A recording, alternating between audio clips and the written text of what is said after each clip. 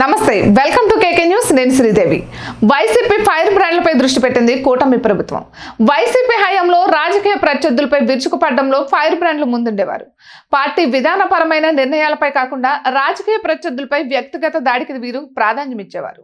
అటువంటి వారు ఇప్పుడు ప్రభుత్వం మారడంతో టార్గెట్ అవుతున్నారు తగిన మూల్యం చెల్లించుకుంటున్నారు చంద్రబాబుతో పాటు లోకేష్ పై విరుచుకుపడడంలో కొడాలి నాని వల్లభనేని వంశీ ఏ రేంజ్ లో ముందుండేవారో తెలియంది కాదు చివరకు చంద్రబాబు సతీమణిని నిండు సభలో అవమానించి ఆయన రోధించేందుకు కారణమయ్యారు లోకేష్ పై వ్యక్తిగత హాసనానికి దిగేవారు కానీ ఆ ఇద్దరు ఇప్పుడు మీడియాకు సైతం దొరకకపోవడం విశేషం ఇక వైసీపీ దారుణ పరాజయం తర్వాత కొడాలి నాని మీడియా ముందుకు వచ్చిన సందర్భాలు ఉన్నాయి తన వాయిస్ తగ్గిన విమర్శలు మాత్రం తగ్గించలేదు అయితే వల్లభనేని వంశీ జాడ మాత్రం ఇంతవరకు కనిపించలేదు ఆయన హైదరాబాద్లో ఉన్నారా విజయవాడలో ఉన్నారా దేశం దాటి వెళ్ళిపోయారా అన్నది మాత్రం తెలియడం లేదు అటు గన్నవరంలో సైతం వైసీపీ కార్యాలయాన్ని క్లోజ్ చేశారు కనీసం ఓటమిపై సమీక్ష కూడా జరపలేదు ఇక దీంతో రకరకాల ప్రచారం నడుస్తుంది ఆయన అమెరికా వెళ్ళిపోయాడని టాక్ నడుస్తుంది ఎన్నికలు జరిగిన తర్వాత వల్లభనేని వంశీ అమెరికా వెళ్ళిపోయిన సంగతి తెలిసిందే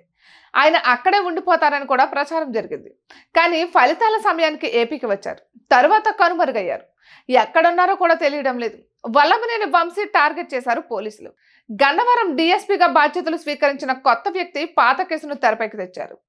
గన్నవరం టీడీపీ కార్యాలయంపై జరిగిన దాడి కేసును రీఓపెన్ చేశారు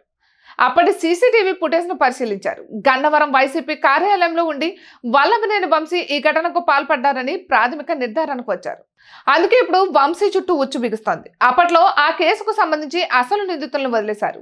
టీడీపీ నేత పట్టాభిరామ్తో పాటు మరికొందరిని అరెస్ట్ చేశారు ఇప్పుడు ప్రభుత్వం మారింది పోలీసుల వ్యవహార శైలి కూడా మారింది కొత్త డీఎస్పీ సీసీటీవీ ఫుటేజ్ మీడియాలో వచ్చిన వీడియోలు చూసి 15 మందిని అరెస్ట్ చేశారు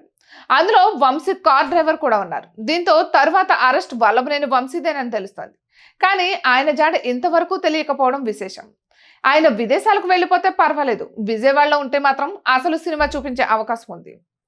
ఇటువంటి మరెన్నో వీడియోస్ కోసం కేకే న్యూస్ తెలుగు ఛానల్ని సబ్స్క్రైబ్ చేసుకోండి